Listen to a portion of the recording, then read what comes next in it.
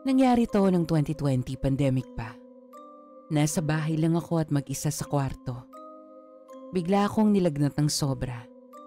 Tapos parang may pressure sa dibdib ko. Sobrang bigat. Hindi na. Parang may humihila sa loob ng katawan ko. Akala ko nung una panic attack lang. Pero iba talaga yung pakiramdam. Habang nakahiga ako, bigla akong nakaramdam na parang lumulutang ako. Literal. Nakita ko yung sarili kong katawan sa kama. Nakapikit ako at nanginginig. Pero ako nasa taas. Parang may invisible na lubid na nakakabit sa tiyan ko. Pero sobrang nipis. Hindi ko gets kung panaginip ba yun o totoo. Sa taas, walang tunog. Walang hangin. Walang ilaw. Pero ramdam ko ang lahat. Ramdam ko yung takot, yung lungkot, yung pagkalito. Tapos may nakita akong ilaw sa dulo ng kwarto. Hindi maliwanag pero parang may hugis. Parang tao. Hindi ko maipaliwanag pero alam kong hindi siya ako. Naglakad ako palabas ng kwarto. Hindi ko alam kung paano pero parang dumaan lang ako sa pinto. Nakita ko yung bahay namin pero parang ibang version. Mas madilim, mas tahimik. May mga picture sa dingding na di ko kilala. Tapos may salamin sa sala. Doon ko nakita yung sarili ko. Pero hindi ako. Parang ibang version ko. Mas payat, mas pagod, mas malungkot. Bigla kong narinig yung boses ko. Hindi literal pero parang may part sa akin na tumatawag. Parang sinasabi, balik ka na.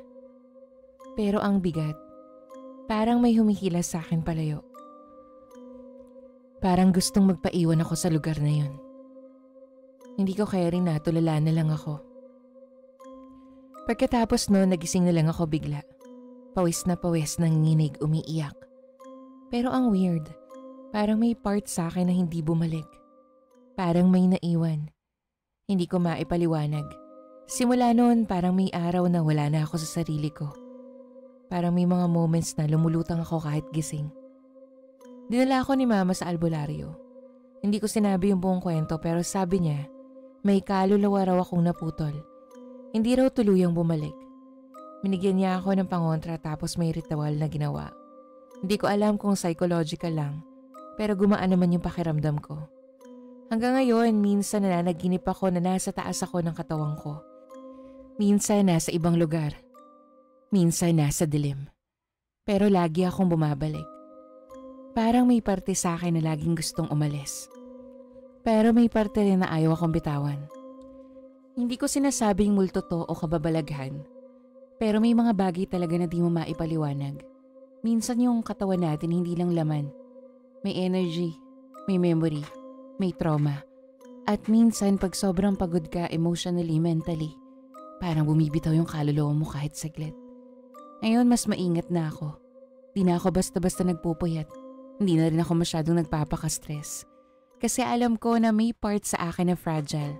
At kung di ko aalagaan, baka bumitaw ulit. Pero thankful ako na bumalik ako. Kahit may sugat, kahit may naiwan, buhay pa rin ako. Naranasan niyo na rin ba to? Ako si Kay, at ito ang aking Haunted Journal.